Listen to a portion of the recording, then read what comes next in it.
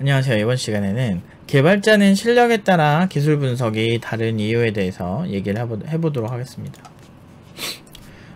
일단 많은 개발자들이 얘기를 합니다. 성장하기 위해선 어떤 걸 공부해야 할까요? 라고요.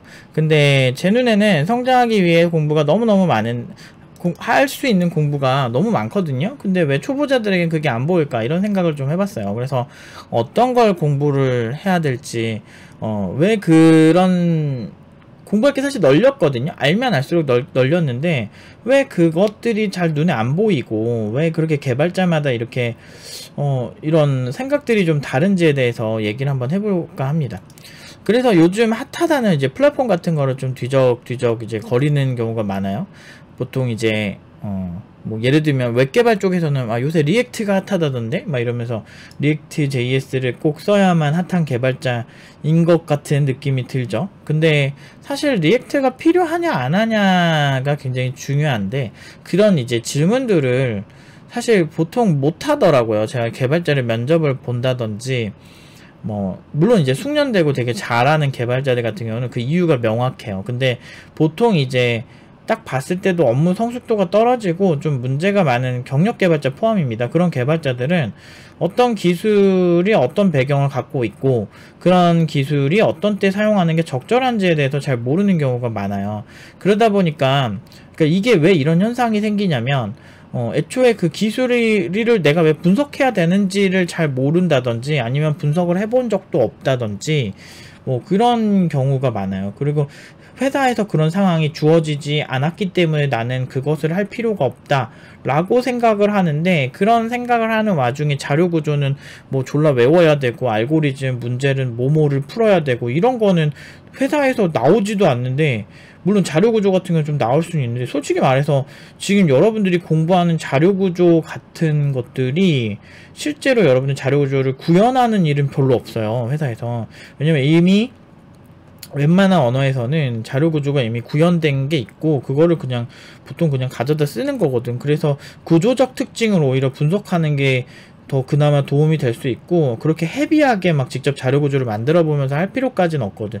물론 그것까지 하면 너무 좋긴 하죠. 그래서 전공 때도 전공자들이 그런 면에서는 조금 유리한 면이 있어요. 어쨌든 그것도 금방 하려면 한 달이면은 한 학기 내내 하는 거 그거 한 1, 2주면 똑같이 금방 교육시킬 수 있어요. 별거 어려운 것도 아니야, 심지어. 어쨌든. 그런데, 이제 그런 거를 보통 이제 핫하다는 플랫폼 같은 걸 뒤적거리고 막 그걸 나도 해봐요. 근데 왜 쓰는지 모르고 막 쓰는 그런 수준에서 쓰다 보니까, 근데 요새 핫하대. 취직 잘 된대. 이런 수준에서 쓰다 보면은, 결국에는 앞뒤가 안 맞는 거예요. 처음부터 끝까지 이 기술을 써야 되는 이유부터 그래서 이 기술은 어떤 부분에 도입을 할 것이냐 이런 설계적인 부분을 다 비워버리는 거야. 설계나 숙련도 같은 건 그냥 생기는 게 아니고 내가 특정 상황을 해결해 가면서 생기는 거거든요. 그렇기 때문에 이 기술을 우리 회사에 도입하는 게 그만큼 중요한 거예요. 구글 크롬만 하더라도 정말 많은 오픈소스가 있고 그 오픈소스를 기반으로 만들었는데 예를 들어서 웹브라우저 하나만 보더라도 엔진을 뭘 쓰냐에 따라 다르거든요. 정말 다양한 엔진들이 존재하는데 왜 게코라는 엔진을 사용을 했을까 걔네들은. 그래서 그런 엔진들을 사용을 했을 때 어떤 장점이 있었을까. 실제로 그래서 저는 궁금해서 실제로 걔네들의 특징들을 찾아본 적이 있고 그 특징에 따라서 실험을 감행한 적도 있어요. 예를 들면 이런 거 있죠. 예를 들어서 텀블러 같은 거에다가 되게 고용량 이미지를 많이 올려놓은 다음에 그 다음에 크롬으로 어디까지 이제 스크롤이 되는지를 쫙 내려봤어요. 근데 그러다가 같은 PC에서 메모리가 어디까지 누가 더 많은 이미지를 하는가에 대한 테스트를 혼자 해본 적이 있는데 실제로 둘 다 엔진이 좀 다르거든요. 그러다 보니까 파이어폭스가 좀 더 그런 면에서 더 많은 이미지를 표현을 하더라고요. 그래서 얘는 엔진의 특징을 딱 보니까 알겠더라고요. 그러다 보면 이제 만약에 고용량 이미지 작업을 할 때는 내가 파이어폭스로 더 많이 작업을 해야 되겠다라는 생각을 해보죠. 물론 이건 개발 관점에서 그냥 간단한 실험인데 실제로 사실은 많은 회사들에서 기술 선택을 할 때 굉장히 많은 노력을 해요. 심지어 이제 NHN 얘기를 할 건데 네이버 같은 경우는 이제 네이버 큐브리드라는 거 를 이제 얘네가 그 주도를 했었죠. 그래서 실제로 네이버에서도 많이 쓰는 데이터베이스인데, 이 큐브리드라고 하는 데이터베이스가 좀 독특한 경향이 있어요. 그 여러 가지 이제 아키텍처적 특징이 좀 있는데, 네이버에서 되게 원하는 그런 특징들을 많이 가지고 있어요. 이건 그 국내에서 많이 주도하는 건데, 그래서 네이버의 어떤 특정 분야에서 얘를 사용했는지에 대해서도 우리가 좀 알아야 되고, 그런 이제 기술들이 네이버에 어떤 도움을 주는가, 왜 네이버는 이런 그 데이터베이스 자체 개발해서 사용을 해야 하는가, 이런 것도 좀 알아야 되고, 사실은 그러다 보면은 이제 이 큐브리드 아키텍처를 보게 돼요. 그리고 네이버에서 서비스되는 페이지, 그러니까 큐브리드가 주로 사용됐다고 주장을 하는 그런 이제 그 서비스 페이지나 이런 것들을 관찰을 하게 돼요. 그러다 보면 얘네가 이게 충분히 이제 말이 되는 사항이구나 라는 생각이 들 때가 있어요. 물론 이제 그 결정만 무조건 합리적인 결정은 아니에요. 근데 이제 많은 사람들이 그래요. 특히나 이제 얕은 공부를 하는 개발자들은 자신이 사용하는 데이터베이스만 추앙하고, 자신이 사용하는 프레임워크만 추앙하고 뭐 이런 경향이 있는데, 슬프게도 그런 거는 잘 맞지가 않아요. 왜 그러냐면, 네이버만 하더라도 데이터베이스를 큐브리드만 사용하는 게 아니에요. 부분마다 다른 데이터베이스를 사용할 확률이 높아요. 제가 네이버에서 일한 게 아니기 때문에 사실은 내가 이건 무조건 맞다라고 주장할 수는 없겠죠. 하지만 그냥 추측만 해보는 거지만, 실제로 여러가지 이제 자료들, 여러가지 IT 업계에서 오는 자료들을 이렇게 봤을 때, 왜냐면 저희가 큐브리드 같은 경우도 그렇게 성능적으로 막 엄청나게 막 엄청 좋다 막 이래가지고 쓰는 데이터베이스가 아니에요. 그러니까 지금 저 분석관 다른 거 헷갈릴 수 있으니까 잠깐 다시 한번 자료 보고 올게요. 이게 목적이 좀 달라요. 실제로 그 구조가 굉장히 재밌어요. 근데 이제 예를 들면 RT베이스 같은 경우는 엄청난 속도를, 그러니까 국산 데이터베이스인데도 엄청난 속도, 높은 퍼포먼스로 되게 유명하거든요. 근데 큐브리드는 그런 특징을 갖고 있지 않아요. 그러니까 속도로만 봤을 때는 큐브리드보다 RT베이스가 더 나을 수도 있어요. 그러니까 어떤 큐브리드 같은 경우는 제가 이제 적당히 봤을 때는 어떤 트랜잭션 처리나 이런 부분에도 굉장히 유연하고, 분산 처리나 트랜잭션 처리에 좀 특화된 경향이 있거든요. 보통은 이제 OLTP라고 얘기하는 온라인 트랜잭션 처리에 특화되어 있다고 얘기는 하고, 엄청나게 고성능이라고 얘기를 하는 경우도 있어요. 하지만 네이버가 사용하니까 무조건 졸라 빠를 거야 이렇게 생각하시는 건 조금 그렇고요. 그러니까 OLTP에 특화된 이제 서비스에 굉장히 특화된 데이터베이스다 보니까 여러 이제 트랜잭션이 동시에 몰린다거나 이런 부분에서 유연할 수는 있지만, 어떤 데이터베이스든 허와실이 좀 있는 경우가 있어요. 그러니까 뭐 하나를 내가 취하면 뭐 하나가 부족한 이런 경향이 좀 있어요. 각각의 데이터베이스 중에 완벽하단 데이터베이스는 없어요. 근데 네이버가 이것만 쓸 것이냐? 저는 절대 아니라고 생각을 하고 있고요. 부분마다 굉장히 다양한 데이터베이스를 섞어서 쓸 확률이 높아요. 왜 그걸 제가 아냐면, 자코리아에서 네이버 공고에서 보면 우대사항에 쓰는 데이터베이스들이 이렇게 다 나옵니다. 그러다 보면 얘네가 어떤 기술을 대략적으로 쓰고 있는지를 충분히 알 수 있죠. 그렇기 때문에 굉장히 섞어서 한 사이트를 운영한다는 걸 알 수가 있고, 그런 기술의 선택마다 다 이유가 있어요. 특히나 이제 네이버가 주도해서 지금 운영하고 있는 이 그 큐브리드 같은 경우는 네이버라는 그 회사 자체에 필요한 기술 지원이나 여러 가지 그런 철학들이 많이 담겨 있을 확률이 상당히 높죠. 그렇기 때문에 어떤 기술이 전개될 때는 그게 왜 필요한 배경이 있는지를 알아야 돼요. 제가 한 가지 사례를 더 얘기를 해드릴게요. 알리바바의 타오바오에서 엔진엑스를 뜯어 고쳤어요. 엔진엑스는 네이버에서도 이제 프록시 서버로 되게 많이 사용하고 있는 거예요. 그래서 지금도 사용하는지 잘 모르겠지만 아마 쓸 확률이 높고요. 왜냐면은 예전에 개발자 씬에서 굉장히 그게 그 엔진엑스의 프록시 서버로 굉장히 이제 성능이 우수하다라는 그런 얘기들이 많아서, 엔진엑스라는 웹서버에 대해서 또 얘기를 할 기회가 있으면 또 해드리겠지만, 얘 같은 경우는 이제 C10K 프로그램이라 그래서 굉장히 이제 그 10만 명 이상 그런 사람이 동시에 이제 접속을 한다든지 어마어마한 이런 그 트래픽이 발생을 했을 때 그거를 어떻게 처리를 하는 게 좋을 것이냐. 그래서 그거를 이벤트 드라이븐 방식으로 처리한다. 이런 식의 얘기가 있어요. 근데 이제 하나하나 얘기하려면 정신 없으니까, 이제 그냥 이제 얘기를 그냥 대충 할게요. 근데 아무튼 이게 그만큼 되게 좋은 서버 중 하나예요. 그래서 이제 제가 옛날에 이거를 처음에 도입을 했을 때는 10몇 년 전만 하더라도 사실은 이걸 쓰는 곳이 네이버 정도? 네이버랑 몇 개 안 됐어요. 근데 지금은 굉장히 많이 써요. 그러니까 요즘은 이제 작은 사이트들에서도 굉장히 많이 써요.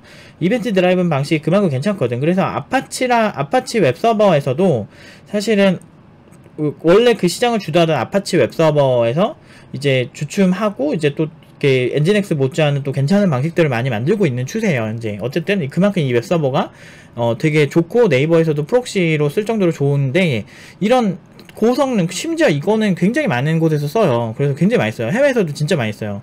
근데 이제 이 웹서버를 지금 텐진이라고 이름을 고쳐가지고 타오바오가 다시 만들었어요. 그래서 여러분들 의아하실 거예요. 저렇게 훌륭한 걸 왜 굳이 뜯어 고치냐 이거죠. 근데 그 이유에 대해서 아시냐 이거죠. 제가 말하고 싶은 거. 이렇게 막 기술적으로 제가 하나하나 얘기하는 게 사실 이 영상을 초보자들도 많이 보기 때문에 제가 그렇게 디테일하게 얘기하는 게 의미가 있을까? 이런 생각이 들 때가 되게 많아요. 강의도 아니고. 그래서 이제 뭐 적당히 그냥 얘기할게요. 제가 아는 걸 다 얘기하면은 뭐 시간이 뭐 몇 시간 걸릴지도 모르니까. 어쨌든. 그래서 이제 이런 이제 엔진엑스를 뜯어 고쳐서 텐진을 만들었을 때 그 타오바오의 생각이 있어요. 그리고 타오바오의 그러니까 시장 규모. 타오바오는 정말 많은 사람들이 동시에 접근한 서버이기 때문에 엔진엑스가 가진 그 구조적 특징으로 해결이 되지 않는 부분이 분명히 있는 거예요. 그리고 타오바오라는 서비스, 중국에서 나온 서비스의 특징인데 저도 알리익스프레스 처음 써보고 되게 이상했던 게 뭐였냐면 되게 판매자가 되게 프렌들리해요. 막 자꾸 메시지 보내고 친한 척하고 이래. 그러면서 배송은 존나게 느려. 그래가지고 졸라 막 짜증났거든.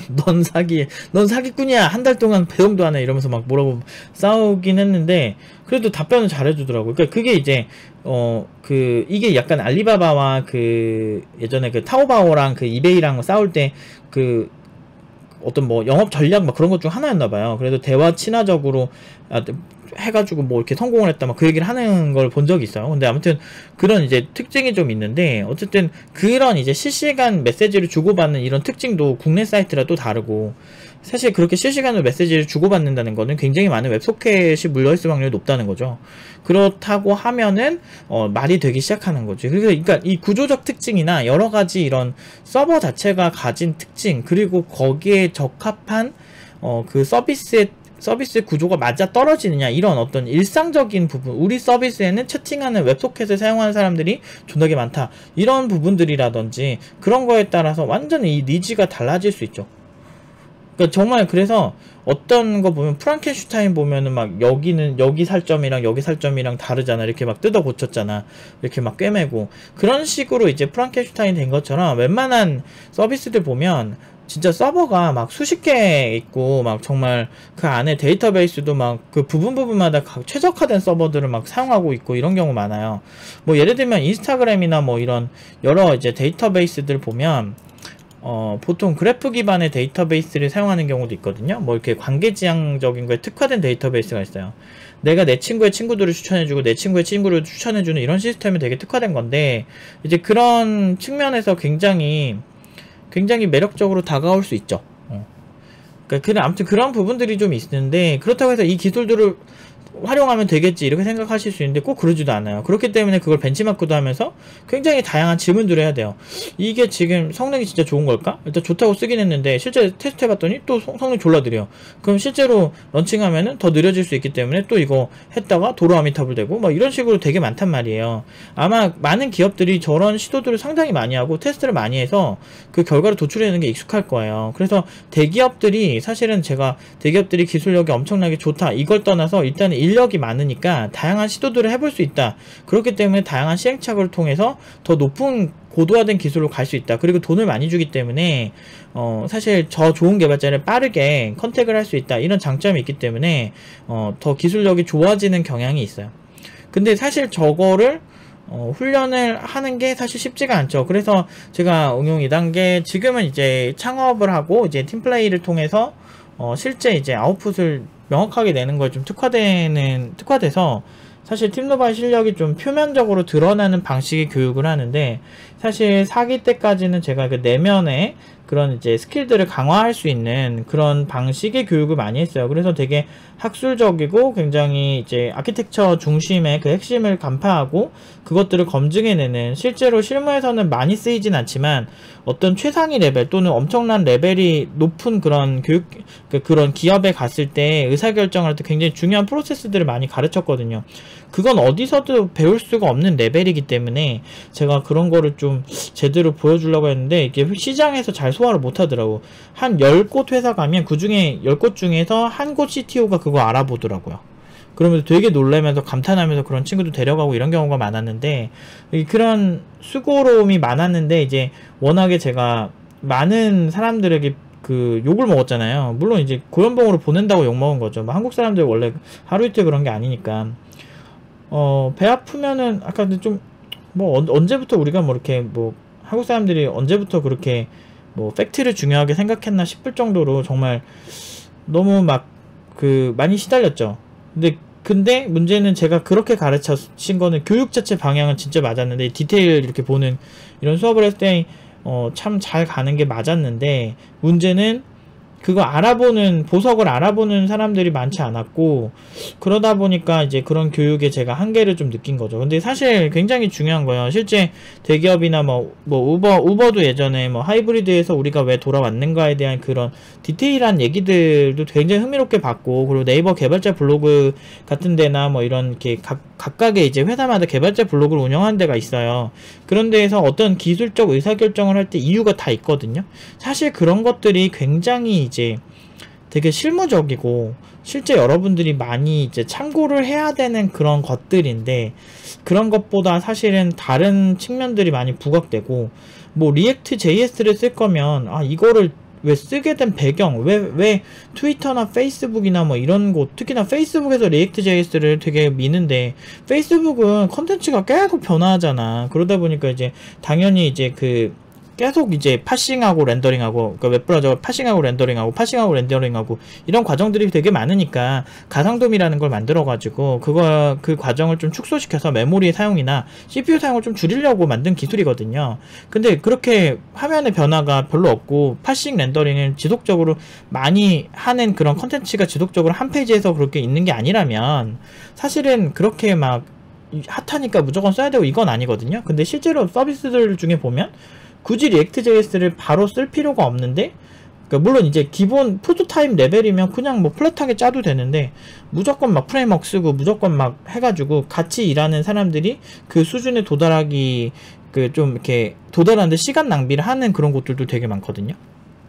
서비스가 성장하고 그거 바꿔도 사실 그렇게까지 이렇게 그런 건 아닌데, 결국 이런 것들 때문에 일정이 밀린다든지 아니면은 지금 더 현명한 판단을 못한다든지, 결국에는 개발자가 일정 수준 이상으로 가게 되면 개발 자체 스킬을 사용한다 이런 부분, 물론 초보자들 입장에서는 그냥 기술 사용하는 것 자체만으로 굉장히 스트레스겠지만, 나중에 이제 숙련도가 높아지면 그런 새로운 기술들을 사용하고 이런 거는 그렇게까지는 그렇게 스트레스는 아니거든요. 그냥 누구나 다 하는 느낌? 어느 정도 일정 수준 이상 5년 6년 이상의 경력이 있고, 그래도 회사에서 나름대로 중심 정도 되는 중간 이상 정도 되는 개발자라면 보통은 그냥 기술 같은 거 쓰는 거 금방금방 할 확률이 높죠. 물론 이제 노력을 안 한 개발자들은 할 말 없는데, 어떤 변화에 잘 적응하고 새로운 기술 같은 것도 이렇게 아키텍처 분석 잘하고 이런 사람들은 꽤 하거든요. 못해도, 그러니까 CTO라고 다 똑같은 CTO도 아니고 수준 낮은 CTO도 많은데, 그래도 이제 어느 정도 좀 급이 있는 회사에 있는, 또는 기술적으로 급이 있는 걸 얘기하는 거예요. 아주 작은 기업이든 상관없어요. 그런 곳에 있는 좀 CTO급의 개발자라면 보통 그런 거가 주 핵심이 아니에요. 그래서 이제 보통 이제 초보 개발자들이나 제가 프리랜서 할 때나 이런 개발들을 할 때 많은 사람들이 되게 힘들어하는 게 그런 거예요. 어떻게 설계하는 게 적합할까요? 그러면서 숙련된 개발자를 찾거든요. 그런 이유가, 이런 훈련들이 많이 되면은 되게 좋은데, 보통 이런 훈련들을 제대로 가르치는 교육기관도 없을 뿐더러 실제로 면접을 보내면 이런 프로세스를 검증을 잘 못해요. 그러니까 애초에 검증 자체가 안 돼. 우리는 옛날에 어느 정도를 우리가 공부를 했냐면, 웹RTC나 우리 한창 공격받을 때 천편일률적인 이렇게 아웃풋이라고 막 얘기하잖아요. 그렇게 얘기할 때 우리는 어떤 거 공부했냐면 코덱이 무엇이 어떤 코덱이 있어야 되고 그 코덱이 가지는 특징이 있어요. 뭐 H264나 H265가 가진 특징. 근데 한 단계 업그레이드 되면서 어떤 면이 부각이 됐고 그거를 실제로 유튜브는 그 중에서 어떤 걸 사용하느냐. VP9이나 VP8 같은 이제 동영상 프로토콜을, 그러니까 동영상 이제 코덱들을 봤을 때 어떤 게 우리에게 적합한가, 실제로 그런 관련된 시각적인 부분에서 어떤 차이가 있고 용량이나 실제로 스트리밍을 한다 또는 데이터를 스트리밍할 때 더 적합한 건 무엇인가, 또는 이제 그 데이터베이스들도 보면은 데이터베이스가 아니고 이제 영상 프로토콜이나 이런 걸 보면은 다들 이게 전개하는 방식이 다르고 뭐 여러가지 라이센스적인 문제도 있고 지원하는 코덱도 다를 뿐더러 뭐 여러가지 이게 복잡한 문제들에 제가 사람들을 많이 이렇게 취하게 해요. 일부러 되게 힘든 곳에 넣는 거야. 그래서 그렇게 트레이닝을 제가 많이 했거든요. 근데 그거를 제가 이런 커리큘럼적인 것도 얘기를 할 수 있는 이유가 뭐냐면, 이거 수업 누가 하는데? 이거 전문가 아니면 수업 못해요. 근데 저는 블록체인이 됐든 뭐 자료구조가 됐든 지금까지 뭐 코덱이 됐든 영상 프로토콜이 됐든 저도 같이 공부를 하면서 데이터베이스가 됐든 인공지능이 됐든 사실 교육자로서 제가 할 수 있는 최선을 다하면서 지금까지 살아왔거든요. 근데 그러다 보면서 당연히 저도 같이 공부를 하게 되고 학생들 공부하는 만큼 저도 계속 보게 되고 그렇게 되면서 이제 같이 성장을 해왔거든요, 학생들이랑. 그런 식의 교육을 해도 그걸 잘 못 알아봐요. 근데 보통 그 관련 존나 잘하는 기업에서 알더라고. 보통 이제 저희가 영상 관련해서 HLS나 이거 막 MPEG 대시라고 있어요. 그러니까 그런 이제 영상 프로토콜 기술을 졸라 잘해서 이렇게 꼼꼼하게 보내니까 그때 아프리카 TV에서 면접 본 거기 개발자분들이 그걸 알아보셨다고 그러더라고.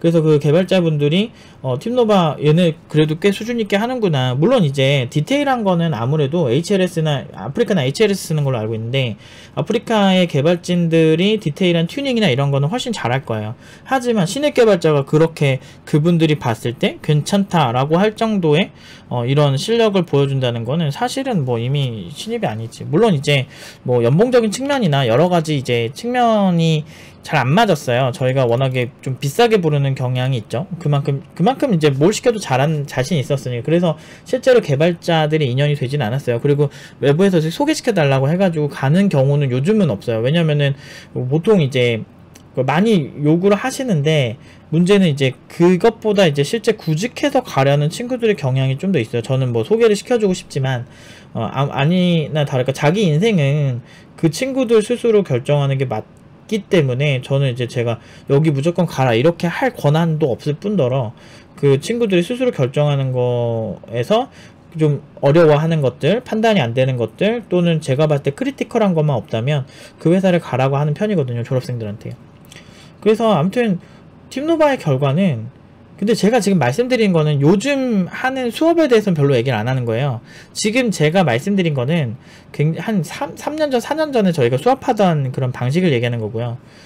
그 방식에 대해서 좀 얘기를 했을 뿐이고, 지금은 애초에 또 방식이 또 다르니까. 그래서 지금 얘기는 또 달라질 수 있긴 하지만 어쨌든 참 기술이란 게 저런 게 필요할 때가 있어요. 근데 당장 안 쓰니까 사람들이 조금 안 맞더라고, 그런 게.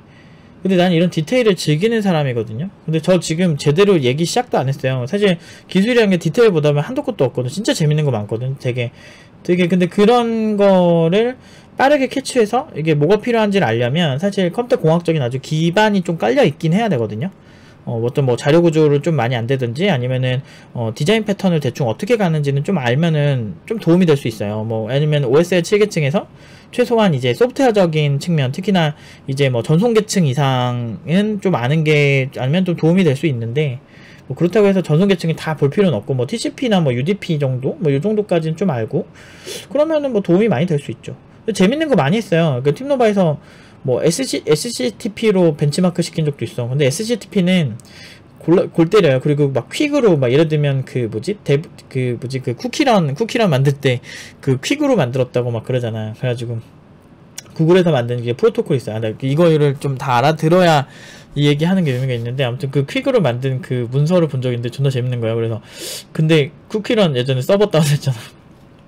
쿠키런이 아니었나? 그러니까 뭔가 기술이 그렇게 절대적이 아니다 뭐 이런 사례들도 막 소개하기도 하고 되게 재밌는 일들이 많이 있었는데, 또 혼자 막 못 알아들었으면 그냥 그러려니 하세요. 이게 그만큼 이제 디테일이란 게 굉장히 중요한데, 그렇게 되면 개발의 실수를 줄일 수 있고, 되게 굉장히 사고력이 강한 개발자를 만들 수 있거든. 근데 그런 트레이닝법이 저도 굉장히 힘들었고요. 사실 굉장히 힘든 방식이고, 돈 값어치로 어떤 학원을 평가하는 게 아니고 저는 학생들이 가는 수준으로 평가하라고 하고, 그들이 어떻게 성장하는 거를 보고 얼마나 어떻게 빠르게 성장하고 IT 업계에서 얼마나 잘 나가는지를 보여주는 걸로 승부를 하려고 지금까지 해왔는데, 사실 뭐 올해는 좀 현타가 온 케이스, 뭐 코로나 때문이기도 한데, 뭐 이렇게 내가 한다고 한들 뭐 알아나 주겠어 라는 생각이 좀 드는 거죠. 7년을 그렇게 달려오니까 국내에 없는 수준으로 내가 교육을 많이 해왔거든. 그런데 그걸 검증하는 사람이 없으니까, 검증이 가능한 사람이 극소수인 거죠. 관련 분야 전문가. 보통 이제 팀노바 막 별로다 떨어뜨렸다 하는 기업들 보면은 애초에 본인들 초봉이 뭐 3,200 대졸자 뭐 그렇게 주는 회사가 지금 4,500, 5,000 가는 애들 오면은 좋아라 하겠어요. 우리는 신입이 무조건 3,200이다. 근데 막상 또 팀노바 애들이 3,200 썼으면 좋다고나 뽑았을걸? 존나 잘하거든. 왜냐면 뭐 거짓말한 적 없잖아요. 그래서 저는 그냥 연봉으로 그냥 얘기하죠. 그러니까 아무리 사람들이 저 학원 진짜 잘못 가르친다 막 욕 해도, 그 학원 학생들이 다 서울대 가면 사실 그 학원은 명문이잖아. 그게 맞는데, 이제 그 학원이 참 많이 이렇게 시달리고 다니니까 좀 지친 거지. 근데 뭐 어쨌든 결과가 좋으니까 되게 좋기는 해요. 뭐 쓸데없는 얘기 좀 많이 했는데, 일단 확실한 건 제가 늘 말씀드리지만 여러분들 아는 만큼 보여요. 아는 만큼. 그래서 어중이 떠중이 하는 거 굉장히 여러분들 미래에 별로 좋지 않아요. 그래서 저는 공부하실 거면 좀 제대로 하시고 좀 스마트하게 공부하는 게 중요해요. 근데 제가 가는 그 길이 있잖아요. 알려드리는 그 길들이 일반적이지 않아요. 그러니까 대학원을 간다고 배울 수 있는 길이 아니에요. 아예 스타일이 달라요.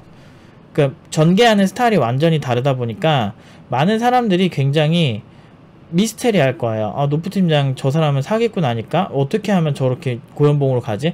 자기 스스로 해석이 안 되는 거죠. 신입들을 4,500, 5,000으로 보내는 사람은 저건 사기 아니면 말이 안 돼. 이런 수준으로 본인의 경험이 그 정도 수준밖에 안 되는 거죠. 물론 저도 처음에는 굉장히 적게 받고 일하던 사람인데, 제가 그렇게 많이 연봉이나 이런 것들을 많이 높여오면서 겪었던 많은 좋은 경험들이 있거든요. 자본주의 시장에서 불변의 법칙 같은 것들이 있어요. 그래서 경제학이나 뭐 여러 가지를 공부하면서 이런 식으로 했을 때 중소기업이나 어떤 기업에서 이 친구를 고연봉으로 뽑을 수밖에 없겠다, 그런 이제 접점을 찾은 거죠. 물론 이제 실력을 기반으로 하는 거기 때문에 제가 이런 거를 유튜브에서 떠든다고 해도 누군가가 쉽게 따라하기가 힘들어요. 일단은 첫 번째 이유가 그 사람이 실력이 되게 좋다, 개발을 잘 할 수 있어요. 저보다 더 잘하고 더 뛰어난 개발자가 있을 수 있죠.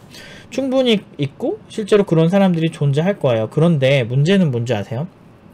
그런 사람들이 본인이 뛰어나다고 해서 자기의 뛰어남을 자기처럼 비슷한 사람을 만들어내는 거는 굉장히 어려운 일이에요. 그러니까 잘 가르치거나, 보통 이제 강사들의 이런 경우가 많아요. 본인이 되게 뛰어나거나 아니면은 본인이 되게 잘 가르치거나, 근데 되게 잘 가르치는 사람은 본인이 뛰어나지 않은 경우가 많아요. 그렇기 때문에 커뮤니케이션이 좋은 강사는 잘 가르치지만 기초 레벨에서 머물고, 반대로 되게 뛰어난 기술력을 가진 사람은 기술력이 뛰어난데 그거를 상대방한테 전달해 줄 수 없는 경우가 많아요. 근데 저 같은 경우는 그걸 극복했기 때문에 제가 제일 잘한다고 하는 거예요. 그리고 실제로 결과를 말씀드리고 있고요. 근데 그런 게 있어요. 그렇기 때문에 영리한 선생님 한 명이 있으면 그 선생님 한 명으로 인해서 이런 결과가 나올 수가 있는 겁니다. 근데 저는 계속 모르겠어요. 계속 그냥 제 소신대로 계속 갈 거고, 계속 좋은 결과가 안 좋아진다면 제 자신이 부족한 거겠죠. 그러면은 제가 더 노력을 해야 되는 부분이 있다고 인정을 하고 하겠지만, 그런 게 아니라면 저는 이대로 갈 생각입니다. 아무튼 끝에 와가지고 또 이상한 소리 시작했는데, 웬만하면 이상한 소리 안 하려고 열심히 적었는데 이상한 소리 또 하고 있네. 그래서 아무튼 여러분들이 좀 잘 팀노벨 오실 분들도 그렇고, 그리고 이제 팀노벨 오시지 않더라도 항상 IT 업계에서는 준비가 상당히 필요하다. 그거에 따라서 부자가 돈을 벌듯이 기술이 기술을 번다. 이런 생각을 하시고, 좀 많이 정진하세요. 저 믿고 정진하셔서 절대 손해 안 봐요. 지금 제 영상 계속 정주행하고 막 그러면서 몇 년 동안 계속 보시면서 힘들 때마다 제 영상 보시면서 이렇게 해서 되게 막 이번에 또 연봉 1000만 원 올려서 갔습니다. 이런 분들 되게 많아요. 저 벌써 최소한 대여섯 명 정도 메일을 받았었거든요. 그러니까 그런 표면에 드러나는 분들만 그 정도인데 실제로 얼마나 그러겠어요.